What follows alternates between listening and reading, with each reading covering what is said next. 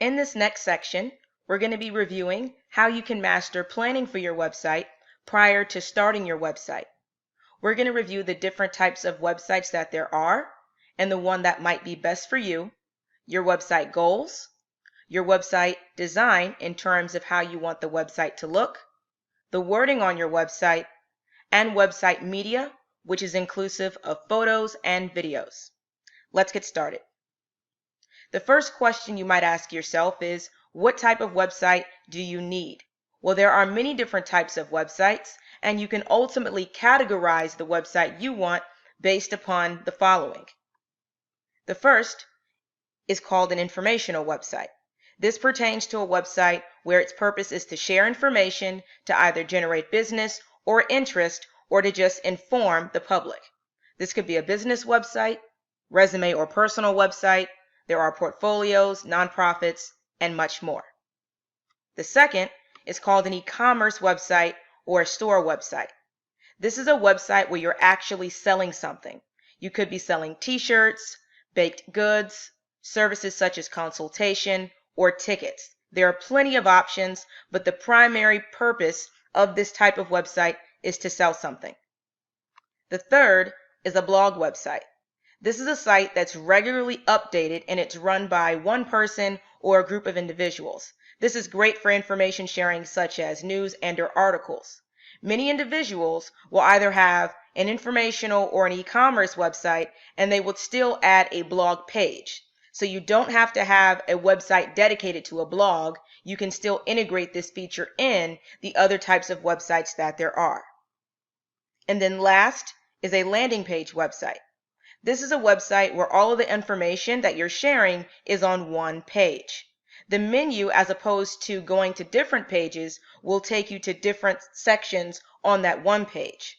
This is great for resumes, websites where you don't have a lot of information to share, portfolios, as well as quick form signups. Next, we're going to review what you may have for your website goals. Now, it is important to realize that your business goals are separate from your website goals. Your website is a tool that is utilized to aid your business, and just like you have specific goals for other parts of your business, you should also have goals for your website. The most common goal that there is to create awareness. This is to ultimately increase the awareness amongst the public about your brand and what it is that you do. So with this in mind, you want to strongly implement your brand, your logo, your purpose, and you want to make sure that on your website you advertise the products and or services that you're offering. The second goal is to capture leads. This is for individuals that might be interested in working with you. This is emails as well as phone calls. To capture leads, you ultimately do want to put your forms somewhere on your website, either on the home page, on the contact page, maybe in the footer, but ultimately you want them to take an interest in what it is that you're offering. So through your awareness, you then get individuals looking to work with you. The third is conversions. This is getting your visitors to do what you want them to do. It could be to buy a product, it could be to sign up for something, it could be filling out a form. With this in mind, when you're looking for conversions, a lot of people will showcase their products or services on multiple pages of the website, as well as they will keep buttons that are consistently seen across the pages, such as in the header and the footer, and that's also inclusive of signing up for forms. So you might say, sign up here today, and that's on a banner that's across all of the pages. This is for individuals looking for, again, to get the visitor to do something they want them to do. The next thing we'll get into are the fun parts. How do you want your website to look? You already identified the type of website you want. You've already identified the goals that you have for the website. Now you want to review how you want that website to be displayed. So what colors do you want to use? This is great by looking at your favorite colors. If you already have a logo or a brand, what colors have you implemented within that? Also, you could do some research by looking at other brands, but ultimately you want to select the colors or perhaps a theme. The second is identifying a layout that you like. This can get a tad bit tricky because you might not be sure of what you want, but the best thing is to do research and to look at other websites. The third is your page quantity.